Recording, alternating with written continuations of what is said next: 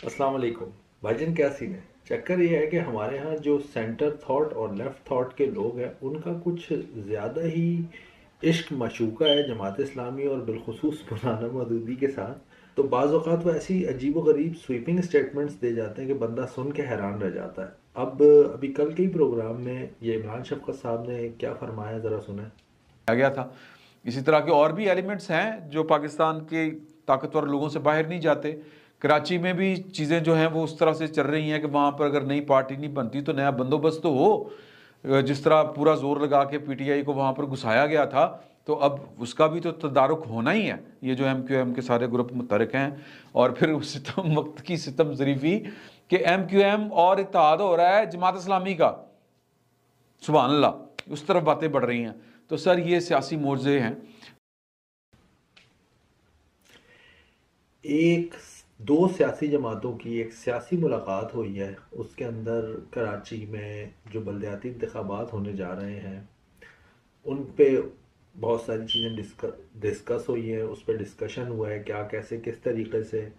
और वो भी ज़ाहिर है कि एमक्यूएम के लोग जमात के इदारे में आए थे, दारा नूर हक में कराची में। तो उसको उठा के भाई ने हमारे फ़ौरन ही बना दिया कि वो वही एक इत्तेहाद होने जा रहा है कराची और एमक्यू कराची में एमक्यूएम और जमात इस्लामी का। तो पहली तो बात यह है कि सियासी जमातों के आपस में मिलने में कोई हर्ज, किसी किस्म का हर्ज नहीं है। जाहिर सी बात है कि अगर यही सियासी जमातें आपस में ना मिलें तो आप कहते हैं कि यार ये सियासी जमातें आपस में मिल क्यों नहीं रही हैं। भाई आप भी तो सुबह शाम इमरान खान को यही मशवरा दे रहे होते हैं ना कि यार खान साहब को पार्लिमान में जाना चाहिए, फ़लाने तरीन की, फ़लाने खटक की, फ़लाने कुरैशी की ये राय है कि वो जाए, और खान साहब सुन नहीं रहे। अगर वो पार्लिमान में हों तो वो ये कर सकते हैं, यूँ कर सकते हैं। अब यानी आपका फोकस इसी पॉइंट पे होता है ना कि जो सियासी जमातें हैं उनको आपस में राब्ते बढ़ाने चाहिए, मिलना चाहिए, और मिलकर को जो स्ट्रेटजी उन्हें बनानी है वो बनाए। तो अब अगर यही स्ट्रेटजी जमात इस्लामी मिलकर एमक्यूएम के साथ बना रही है बफर्ज महाल, जो कि नहीं होने जा रहा, लेकिन चूंकि अब आपने एक, अब आपकी हम इज्जत और कदर भी करते हैं तो कोई बुरी बात भी नहीं कह सकते, लेकिन खैर अब आपने एक चले दरफुंतनी छोड़ दी है तो अब उसका जवाब तो होना चाहिए। तो आपने उसको उठा के ऐसे खबर बना दिया जैसे कि पता नहीं क्या हुआ। और आप मतलब देखें, इसको कहते हैं कि पैसिव एग्रेशन ना, कि जहाँ पे आप जुमला मार दिया, एक लाइन कह दी, दो बातें कह दी, ऐसा जाहिर करना कि वो नहीं नहीं मेरे पे कोई फ़र्क नहीं पड़ता। वो जैसे ये 18 19 20 साल के लड़कों का ब्रेकअप हो जाए, किसी कपल का आपस में ब्रेकअप हो जाए तो वो दोनों एक दूसरे को जाए लानत बढ़ भाड़ में जाए, हमें क्या लेना देना, जहन्नम में जाए। तो फिर रोज़ रात को जाके जो है वो उसकी प्रोफाइल भी चेक करनी फेसबुक पे, लाइक डिसलाइक भी दे। तो बताने का मकसद ये है कि हमारे जो जो सेंटर के और लेफ़्ट के खुसूसी तौर पे जो जर्नलिस्ट हैं इनका ना कोई एक बड़ा अजीब व गरीब जमात के हवाले से एक ओपिनियन होता है। अब जैसे इसकी एक और मिसाल आप ले रहे हैं। बताओ। वैसे उमर, मैं हाँ। आपको एक बात बताऊं कि इसका अगर किसी दिन हम अलग से बात भी करें, अगर आप पाकिस्तान में टेररिज्म की हिस्ट्री देखें और वायलेंस की हिस्ट्री देखें ना, जो मज़हब को बुनियाद बनाकर टेररिज्म में मुलवस होते हैं या वायलेंस करते हैं, तो अक्सर उनमें लोग जो हैं वो या तो मौलाना मौदूदी जो जमात इस्लामी के बानी सरबराह हैं उनकी तालीमात से मुतासर आपको मिलेंगे। जमात इस्लामी से कोई बाज़ औक़ात आपको लिंक मिल जाएगा कि मुतासर हैं वो।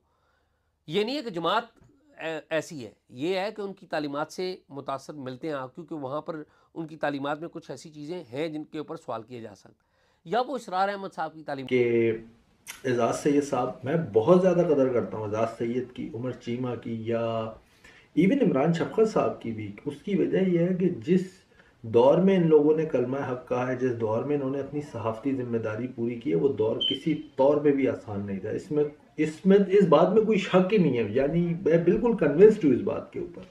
लेकिन एजाज सैयद साहब ने मौलाना मसूदी पे इतना बड़ा इल्ज़ाम लगा दिया कि भाई मौलाना मसूदी की किताबों में कुछ बातें ऐसी हैं जो पढ़ के आदमी गुमराह हो सकता है, और बहुत ज़्यादातर लोग जो है वो मौलाना मसूदी की कुतुब पढ़कर जो है वो गुमराह हुए। मुझे बताएं कौन लोग हैं वो। भाई आप कह रहे हैं कि ज़्यादातर लोग, कोई 10 5 20 25 के नाम आप बताएं कि अगर दुनिया में 1000 वाक़यात हुए हैं तो उसमें से ये 50 लोग थे जो मौलाना मदूदी की कुतुब से जो है मुतासर हुए। कि जो पढ़ने वाला है वो उससे क्या नतीजा अखज़ कर रहा है, इसकी जिम्मेदारी मौलाना मदूदी पे थोड़ी है। भाई ज़्यादातर लोग जो हैं मतलब जो आपका क्लेम है उसकी बुनियाद पे, तो फिर ये भी कहा जा सकता है कि जो ज़्यादातर लोग हैं वो तो सारे के सारे कलमा गो हैं। तो माज़ल्ला नाउजुबिल्ला क्या कलमा लोगों को गुमराह कर रहा है? तो आपको कम से कम बात करने से पहले सोचना तो चाहिए। फिर आप जिस लेवल के, जिस पाए के साफ़ी हैं, आप खुद कहते हैं जी कि मेरी ये गलती है कि अगर मुझे ख़बर मुझ तक पहुँचे और मैं उसे कन्फर्म ना करूँ। तो भाई आपने कभी कन्फर्म किया है? कोई एक्सर्प्ट आपने दिखाया है? कोई लाइन, कोई सतर दिखाई है मौलाना मौदूदी के लिटरेचर से? मौलाना मौदूदी अलैहि रहमतुल्लाह ताला वो आदमी है जो, जिनसे अयूब खान ने कहा था कि मौलाना आप जो है वो मुझे फतवा दें कश्मीर के लिए कि हम कश्मीर में जो है वो कश्मीर पे फ़ौज कशी कर सकें।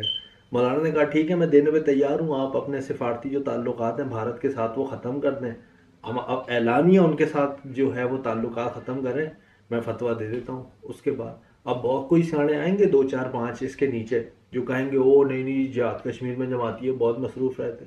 जमाती का मतलब भाई जमात ने जो वहाँ की इंडिजिनस आज़ादी की तहरीक थी उसको सपोर्ट की थी, इसमें क्या गलत किया था? अगर आज पाकिस्तान के ऊपर जो है वो अमेरिका काबिज हो जाए और अमेरिका के खिलाफ पाकिस्तानी लड़ रहे हो, तो आप क्या चाहेंगे कि जो सऊदी लोग हैं वो पाकिस्तानियों की सपोर्ट करेंगे, ये कहेंगे नहीं जी नहीं बस अमेरिका आ गया बस अब इसकी अतात करो? फिर तो आप बड़े फख्र से कह रहे हो। अब बल्कि हम अभी भी ये कहते हैं कि वो सऊदी हमारे कश्मीरी भाइयों को सपोर्ट नहीं करते। भाई क्या सपोर्ट करें सऊदी? तो जमात की सपोर्ट ठीक है, जमात ने मुल्क की सतह पे उसके हवाले से रैलियां निकाली, उसके हवाले से बहुत ज़्यादा अवेयरनेस करवाई, बहुत ज़्यादा लोग करवाए, यानी बहुत ज़्यादा लोगों को ये बात पता चली, ये मसला उजागर हुआ, इंटरनेशनल कम्युनिटी में पहुंचा, ये सारी बात हुई, ये सब चीज़ें अपनी जगह पे दुरुस्त हैं। लेकिन जमात इस्लामी लोगों को कह रही थी कि जाओ जाओ जाके कश्मीर में जाके लड़ाई करो। जमात इस्लामी का हमेशा से ये मौक़िफ़ रहा है कि लोग जो वहाँ लड़ रहे हैं वो हक पर हैं, उनकी हम जो हिमायत यहाँ से कर सकते हैं वो करेंगे। आज़ादी की तहरीकें इसी तरह काम करती हैं, और किस तरह काम करती है? जब अंग्रेज़ों के ख़िलाफ़ मकबूजा हिंद के अंदर उस वक्त तो बरतानवी राज था यहाँ पे, तो अंग्रेज़ों के ख़िलाफ़ जब यहाँ पे लड़ाई हो रही थी या सियासी जिद्दोजहद हो रही थी, दोनों को यहाँ के का जो तुज्जार थे, जो सरकर्दा लोग थे, अमीर लोग थे, वो सबके सब सपोर्ट कर रहे थे माल से, और उनकी अखलाकी हिमायत करते थे, उनको छुपाते थे लोगों को। और यही तरीका भी भाई कल को अगर बरतानिया के ऊपर अगर फ्रांस काबिज हो जाएगा तो बरतानिया भी इसी अंदाज से आज़ादी की तहरीक चलाएगा, इसमें गलत क्या है? क्या आप ये सोच रहे हैं कि? तो ये बात कहना कि जी एक स्वीपिंग स्टेटमेंट दे देना जी कि इस तरीके से, मुझे ये बात बहुत पसंद आई उमर चीमा की इस प्रोग्राम में कि उमर चीमा ने बिल्कुल क्लियर कट कहा उसी प्रोग्राम में, कहा कि देखें इसमें कसूर किताब लिखने वाले का नहीं है, ये किताब पढ़ने वाले को भी तो उसको समझ नहीं आई तो इसमें मौलाना मदूदी क्या करे।